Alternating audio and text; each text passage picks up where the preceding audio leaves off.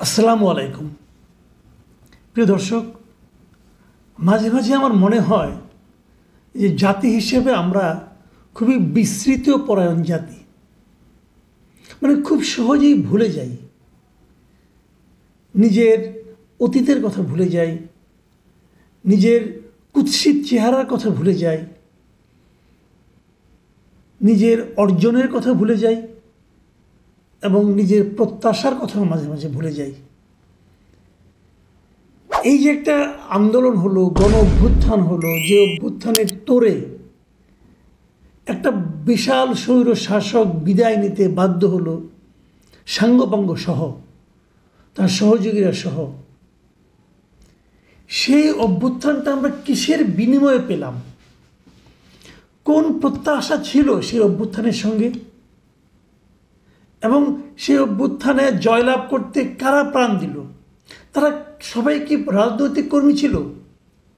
তাদের সঙ্গে কি শেখ হাসিনা কিংবা তার সরকারের কোনো ব্যক্তিগত বিরোধ ছিল? সবার সঙ্গে ছিল না। একটা সংঘবদ্ধ শক্তি, একটা দুঃশাসনের কারণে দেশের সাধারণ মানুষ যখন ক্ষতিগ্রস্ত হয়েছে, সাধারণ মানুষ যখন তার অধিকার থেকে বঞ্চিত হয়েছে, সেই বঞ্চিত, সেই ক্ষতিগ্রস্ত, সেই ক্ষুব্ধ মানুষেরা ঐক্যবদ্ধ হয়েছিল সেই স্বৈর শাসকের বিরুদ্ধে। এখানে কিন্তু কোনো কেবল ওই যে কয়েকজন ছাত্রকে আপনারা সামনে দেখেন যারা নাকি নিজেদেরকে সিপাহসালাহ বলে দাবি করে, তারা কিন্তু মূল শক্তি নয়। মূল শক্তি আরও অনেক বড় শক্তি, যে শক্তিকে আপনি একটা দুইটা চেহারা দিয়ে ধারণ করতে পারবেন না, একটা দুইটা লোকের চরিত্র দিয়েও বুঝতে পারবেন না। এখন অনেককে আমরা দেখি যারা নাকি সেই সিপাহসালাহ বলে দাবিদার, তাদের বিভিন্ন চারিত্রিক বিভিন্ন কর্মকাণ্ড আমরা দেখি এবং হতাশ হই যে এরাই দেশকে এই পর্যায়ে নিয়ে এসেছে, অথবা এদের কারণে কি স্বৈরাচারের পতন ঘটেছে? না, তাদের কারণে ঘটেনি, তারা বাই চান্স সামনে তখন ছিল। অথবা যারা মূল কারিগর তারা এই দাবিটা করেনি এবং তাদেরকে আমরা ভুলে গেছি। যারা জীবন দিয়েছে তার চেয়ে বড় ত্যাগ তার হয় না, তাদেরকেও আমরা ভুলে গিয়েছি। এখনও মাঝে মাঝে দেখি তারা পুনর্বাসন হওয়ার যে সরকার যে সিদ্ধান্ত নিয়েছে, সেই সিদ্ধান্ত বাস্তবায়নের ক্ষেত্রে গড়িমসি এখনও দেখি। সর্বশেষ যে উদাহরণটা দেখলাম, এটা নিয়ে আমি আলোচনা করতে চাইনি গত দুদিন, আমার কাছে খারাপ লেগেছিল। আমি ভেবেছিলাম এত বড় একটা ঘটনা সবাই তো বলবেন, ঠিক আছে, সবাই বললে আমি আর কেন বলি। কিন্তু আমি বিস্ময়ের সঙ্গে লক্ষ্য করলাম এটা নিয়ে তেমন কোনো আলোচনাই হলো না। সেটা কি? সেটা হলো জুলাইয়ের অভ্যুত্থানে, জুলাই আগস্টের যে অভ্যুত্থান, গণ অভ্যুত্থান, সেখানে যারা আহত হয়েছিলেন, সেই আহতদের মধ্যে 4 জন একসঙ্গে প্রতিবাদ করতে যেয়ে একসঙ্গে বিষ পান করেছিলেন। তারা এই জীবন আর রাখতে চাননি। এত বড় একটা ঘটনা, কারো কোনো হেলদোল নেই, সবাই ব্যস্ত ওই সচিবালয়ের কর্মকর্তাদের কি স্ট্রাইক, ওইটা নিয়ে ব্যস্ত। তারা এর দাবি, তার দাবি, কার ছুটির দাবি, কার ঘুষ খাওয়ার দাবি, এগুলি নিয়ে তারা ব্যস্ত। কে মান অভিমান করতেছেন, কে বলতেছেন না এটা বললে কিন্তু আমি আর থাকবো না, ওইটা নিয়ে ব্যস্ত। ইলেকশন কবে হবে, এক কথা বলেছি ডিসেম্বর থেকে জুন, এর নড়চড় আমরা করব না, কেন নড়চড় করবো না তাও বলে না, কিন্তু এর নড়চড় আমি করবো না, তারা ওইটা নিয়ে ব্যস্ত। কে কিংস পার্টিকে আরও কত সুযোগ সুবিধা দেওয়া যায়, তাদেরকে কিভাবে মানুষের মধ্যে পুনর্বাসিত করার ব্যর্থ চেষ্টার মধ্যে সময় বিনিয়োগ করা যায়, তারা ওইগুলি নিয়ে ব্যস্ত। এই যে ছেলেগুলো, 4 জন ছেলে, এর ঘটনা ঘটেছে রবিবার, আজকে আমি অনুষ্ঠান করছি মঙ্গলবার দিন, একদিন আগের ঘটনা বলছি আমি। রবিবার দিন দুপুরে এই চক্ষু হাসপাতাল যেটা আছে আগারগাঁয়ে, সেখানে হাসপাতালের পরিচালকের রুমে এই জুলাই ফাউন্ডেশনের প্রধান নির্বাহী সিইও এই ভদ্রলোক বৈঠক করছিলেন। এই সিইও আবার একজন আর্মি পার্সন, পুরাপুরি জুলাই ফাউন্ডেশনটাকে একটা আমলাতান্ত্রিক জটিলতার মধ্যে ঢুকাই দেওয়া হয়েছে আর কি।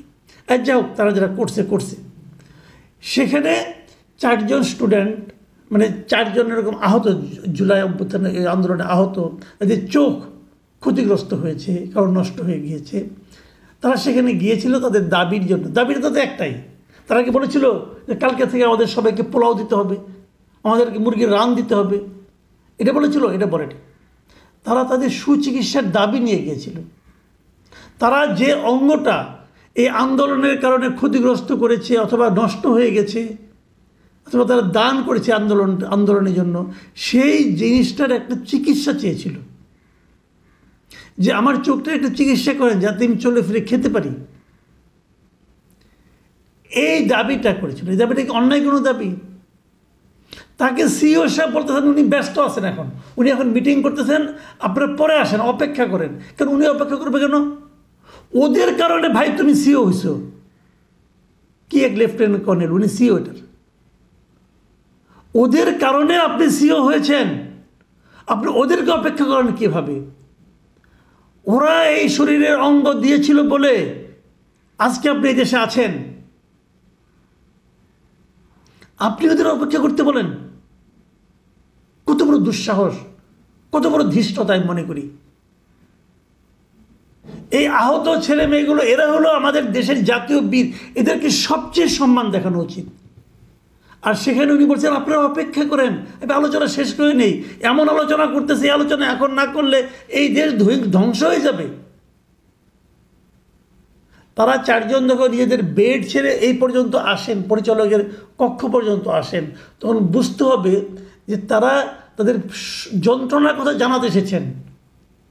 আপনি সে শুনবেন না?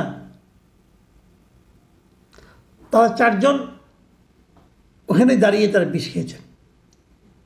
এখন ওই হাসপাতালে যিনি ডিরেক্টর, কি নাম তার, ভদ্রলোকের নাম হলো অধ্যাপক ডক্টর খায়ের আহমেদ চৌধুরী, তিনি আবার বলতেছেন যে এরা আগেই পকেটে করে বিষ নিয়ে এসেছিল। আমার রুমে এসে মিটিং চলাকালীন তাদের এই কর্মকাণ্ডে খুবই অবাক হয়েছি। ঠিক কী কারণে তারা এমন করেছে আমরা কিছুই জানি না। বিষ পকেটে করে কী কারণে নিয়ে আসছিল? তারা তো নিয়ে আসছিল প্রতিবাদটা করার জন্য, তারা নিয়ে আসছিল তাদের জীবনটাকে দিয়ে দেওয়ার জন্য, আত্মহত্যা করার জন্য। তারা বাঁচবে না, তার দরকার নেই বাঁচার, এরকম অর্ধমিত হয়ে থাকার চেয়ে মরে যাওয়া ভালো। তারা এটা বলতে এসেছিল, আর আপনি কিছু বুঝতে পারছেন না। আপনি অফিসার মানুষ, মহান আমাদের অফিসার, এবং তার কথাগুলো শুনে আমি হতাশ। শুনুন তোর কথা আমি বলছি, কি বলছেন? আমরা সাধারণ রোগীদের বেড ফাঁকা করে দীর্ঘ 9 মাস ধরে সর্বোচ্চ গুরুত্ব দিয়ে তাদের চিকিৎসা দিয়ে আসছি, বুঝলেন? সাধারণ রোগীদের যে বেড ফাঁকা করে সেটা তারা বলছেন, তাদের তো 9 মাস ধরে দিচ্ছে। আচ্ছা, তারা এখানে আছে কয়জন? ওখানে অনেক মাত্র 55 জন লোক আছে, এবং চোখের চিকিৎসা করতেছে, গুরুতর আহত 55 জন। প্রয়োজনে তাদের জন্য আলাদা একটা ওয়ার্ড তৈরি করেন, আপনারা করতে পারেন না? করেন। এমনভাবে কথাটা বললেন যে সাধারণ রোগীদের বেড ফাঁকা করে তাদের জায়গা দিয়েছেন। আপনাদের কত কষ্ট ওদের জন্য, আর কত দয়া এদের জন্য আপনি করতেছেন। এরা কি আপনার কাছে দয়া চায় নাকি? তারপর আবার কি বলছে, কিন্তু তাদের এ ধরনের আচরণ আমাদের খুবই মর্মাহত করে। এই চোখ যাতে দিয়েছে তাদের, ভাই আমি কি বলবো বলেন? তাদের আচরণ আমার এই মহান ডাক্তার সাহেবকে খুব মর্মাহত করছে। আপনি পারবেন বিষ খাইতে? খায় সাহেব কোনো আগে অভিমান করে বিষ খাইতে পারবেন? ওই সাহস আপনার আছে? সরকারি চাকরিতে করেন, আন্দোলনের সময় কোথায় ছিলেন? সরকারি চাকরিতে ছিলেন, মাঠের নাম ছিলেন, মনে তো হয় না। আর এখন ওনাদের আচরণ আপনাকে মর্মাহত করছে। এই সমস্ত লোকের চাকরি থাকে কী করে, এটা তো আমি বুঝি না। এদের কী করে চাকরি থাকে? এই সমস্ত লোক নিয়ে, এই সমস্ত লোককে এরকম সেন্সিটিভ কাজের দায়িত্ব দিয়ে এই সরকার চলছে। কি করবেন এটা? এটা যে মন্ত্রণালয়ের মন্ত্রী, তার কি ভূমিকা? কি ভূমিকা তার? তারপরে আবার কি বলছে, আমাদের পক্ষে যতটা সেবা দেওয়া দরকার আমরা তা দিয়েছি। তারা এখন চাইলে নিজ নিজ বাসায় গিয়ে বাকি চিকিৎসা পুনর্বাসনের কাজটি সম্পন্ন করতে পারেন। তারপরেও তারা হাসপাতালে আছেন, আমরাও আন্তরিকতার সঙ্গে সেবা দিয়ে যাচ্ছি। এটা খুবই একটা হাস্যকর কথা। তবে এখানে একটা কথা আমি খুব গুরুত্ব দিচ্ছি, সেটা হলো আমাদের পক্ষ থেকে যতটা সেবা দেওয়ার তা আমরা দিয়েছি। মানে ওনাদের পক্ষে আসলে আর কোনো সেবা দেওয়ার নাই, মানে ওনাদের অ্যাবিলিটির ঘাটতি আছে, ওনারা এর চেয়ে বেশি সেবা দিতে পারেন না। যদি এর চেয়ে বেশি সেবা দিতে না পারেন এটা ওনাদের ঘাটতি, আমি অস্বীকার করছি না, কিন্তু ওনাদের ঘাটতিতে কি আমাদের প্রয়োজন মিটছে? প্রশ্নটা হচ্ছে আমাদের প্রয়োজন মেটা, আমাদের প্রয়োজন মেটা মানে এই স্টুডেন্টদের চোখের সর্বোচ্চ চিকিৎসা হওয়া। ওনাদের কতটুকু ক্ষমতা সক্ষমতা অতটুকু চিকিৎসা হলে হবে না, সর্বোচ্চ চিকিৎসা হতে হবে। সেই চিকিৎসা দেওয়ার ক্ষমতা কি রাষ্ট্রের নাই? সে টাকা কি জুলাই ফাউন্ডেশনের নাই? না থাকলে জুলাই ফাউন্ডেশন আরও টাকা দেন, আরও দেন। এই টাকাটা আপনি দিতে পারেন, আপনাদের এই টাকা নাই। আমি একটু অন্য একটা কথা বলি, একদম মানে এর সঙ্গে খুবই মিলে যায় তা না, বাট একটু কথা আমার বলতেই হবে এখানে। আপনাদের নিশ্চয়ই মনে আছে যে গত বছরের অক্টোবরের ৩ তারিখে ডক্টর ইউনূসের মালিকানাধীন গ্রামীণ কল্যাণের কাছে রাজস্ব বোর্ড যে 666 কোটি টাকা ট্যাক্স হিসেবে দাবি করেছিল, সেই দাবির মামলাটা হাইকোর্ট প্রত্যাহার করে নিয়েছিল। মানে এই মামলায় হাইকোর্টের চূড়ান্ত রায় ছিল টাকাটা দিতে হবে। অগাস্টের 4 তারিখে না 3 তারিখে সেটা রায় দিয়েছিল তারা, পরে আবার রায়টা লিখতে যেয়ে সেটাকে প্রত্যাহার করে নিচ্ছে হাইকোর্ট। কারণ এর মধ্যে তো পাশে উল্টে গেছে, হাসিনা চলে গেছে, ডক্টর ইউনূস চলে আসছে, এখন আর রায় দেয় কীভাবে? রায় প্রত্যাহার করে নিচ্ছে হাইকোর্ট, ওই রায় প্রত্যাহার করে নিলাম। মানে আদালতের মানে কী বলবো, এটা নিয়ে বলে লাভ না, কারণ বললে আবার কোনো ঝামেলা পড়ে যায়। কিন্তু মানুষকে না খুব হতাশ করে ঘটনা। যাই হোক, রায়টা যে প্রত্যাহার করে নিয়েছে, একটা কথা ভাবুন তো, আর 2টা দিন যদি শেখ হাসিনা থাকতেন তাহলে কিন্তু ডক্টর ইউনূসকে টাকা দিতে হতো। তো ডক্টর ইউনূস যে টাকাটা দিতেন সেটা তো আর দিতে হলো না, ডক্টর ইউনূসকে পারতেন না গ্রামীণ কল্যাণ থেকে এই টাকাটা এই আহতদের চিকিৎসার জন্য দেওয়ার জন্য। এটা দিলে তো সবার সুচিকিৎসা হয়ে যায়। ডক্টর ইউনূসকে লোকে মাথায় গিয়ে রাখতো যে এই লোকটা কত মহান। এই টাকাটা আপনি কী করবেন? আরেকটা ব্যাড প্রজেক্টে লাগাবেন।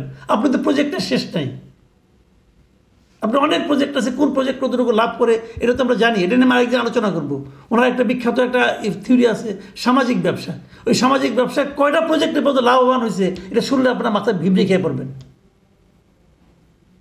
তো ওগুলো যে আপনি দেবেন, এখানে আপনি বিনিয়োগ করতে পারতেন, আপনার দেশের সর্বোচ্চ পর্যায়ে আছেন, এই টাকাটা আপনি দিতে পারতেন না, অথবা দরকার নেই আপনি দিবেন না, কৃপণ মানুষ থাকেন আপনার টাকা নিয়ে। আপনি তো দেশের ব্যবসায়ীদের কাছে বলতে পারতেন যে তোমরা যারা সফলতা অর্জন করেছো তোমরা কিছু টাকা আমাদেরকে দাও এই ফাউন্ডেশন। আপনি সরাসরি আহ্বান জানাইছেন। যতবার আপনি ইলেকশন নিয়ে গড়িমসি করছেন অতটুকুর চেয়ে অর্ধেক সময় আপনি একটু জন্য ব্যয় করতেন। তাও বাদ দিলাম। অনেকে ব্যবসায়ী পালাই গেছে, তাদের অনেক কিছু আপনারা ক্রোক করেছেন, সেগুলো ক্রোক করে ওগুলি বিক্রি করে টাকা থেকে দিতে পারতেন। এই সবচেয়ে বড় কথা হলো সুচিকিৎসা হবে না। সুচিকিৎসার অভাবে তাদেরকে কেন আত্মহত্যা করতে চাইতে হবে? তাদেরকে বাঁচানো গেছে, হাসপাতালে নিয়ে গেছে, বাঁচানো হয়েছে, কিন্তু একটু দেরি হলে তারা তো মরতেও পারত। কেন এই অবহেলা? এই অবহেলা কেউ কথা বলছে না। ওরা না এখন অবহেলিত হয়ে গেছে, ওদের এই ত্যাগ মূল্যহীন হয়ে গেছে, ওদের নিয়ে হাসি তামসা করা হয়। এর চেয়ে লজ্জার কী হতে পারে? একটা আহত ছাত্র বলেছে আমরা আন্দোলন না করলে কোনো কিছু পাই না। মানে তার কি চায়? সিম্পল চিকিৎসাটা চায়, সিম্পল বেস্ট ট্রিটমেন্টটা চায়। এই চাওয়ার জন্য এই দেশে আন্দোলন করতে হয়, অথচ এদের রক্তের উপর দাঁড়িয়েই কিন্তু যারা ক্ষমতায় এসে সব ভুলে গেছে। প্রিয় দর্শক, এর চেয়ে পেইনফুল কথাবার্তা, আমি হয়তো একটু উত্তেজিত হয়েছি, কিন্তু আমি আসলে না হয়ে পারলাম না। আমি তো দেখেছি আমার চোখের সামনে সব কিছু, কোথায় ছিল কোথায় এলো, সুবিধাভোগীরা কোথায় গেল, সব তো দেখতেছি। এগুলো দেখে মেজাজ খারাপ হয়ে যায়। আমি আশা করি আপনাদেরও মেজাজ খারাপ হোক। সবার মেজাজ খারাপ হলেই হয়তো আমরা কিছু একটা পেতে পারবো, না হলে ওই সময় চুপ করে বসে থাকবেন। প্রিয় দর্শক, এখন এই পর্যন্তই। আল্লাহ হাফেজ। প্রিয় দর্শক, এতক্ষণ আমরা ওনার কথাগুলো শুনলাম। আসলে উনি যে বেশ কিছু কথা বলেছেন, এবং বিশেষ করে জুলাই আগস্টে যারা চোখের সমস্যা নিয়ে হসপিটাল ভর্তি আছেন ওনাদের ক্ষেত্রে, এসব স্টুডেন্ট বা বিভিন্ন সাধারণ মানুষের এই অবস্থা এবং জুলাই ফাউন্ডেশনের যারা দায়িত্বে আছেন তাদের অবহেলা এবং এগুলো নানা ইস্যু নিয়ে উনি কথা বললেন। অবশ্যই এই বিষয়টি গুরুত্বপূর্ণ ছিল এবং এটি জনসম্মুখে অবশ্যই আলোচনার ওই বিষয়। মানুষ তাদের দুঃখ দুর্দশা জানায় এবং এই বিষয় নিয়ে খোঁজখবর নেওয়া সাধারণ মানুষের দায়িত্ব, কারণ যাদের ত্যাগের বিনিময়ে জুলাই আগস্টের পরিবর্তে দ্বিতীয় স্বাধীনতা যে বাংলাদেশ পেল সেটিকে মূল্যায়ন তো ইন্টার গভর্নমেন্ট করতেই পারে না। এই পাশাপাশি দেশের রাজনীতিবিদ এবং যার যার মতো করে এটা ভাগ যোগ করে খেয়ে ফেলেছে অলরেডি, এবং যারা এই জাতীয় অংশগ্রহণে যারা ছিল অলরেডি তাদের নেগেটিভের খাতায় নামও চলে গেছে। তো তাদেরকে মূল্যহীন ভাবাটাই স্বাভাবিক। সেই জায়গায় অবশ্যই দেশের মানুষকেই দায়িত্ব নিয়ে এইসব ব্যক্তিদের অবশ্যই তাদের যোগ্য পাওয়াটা অবশ্যই দেওয়া উচিত।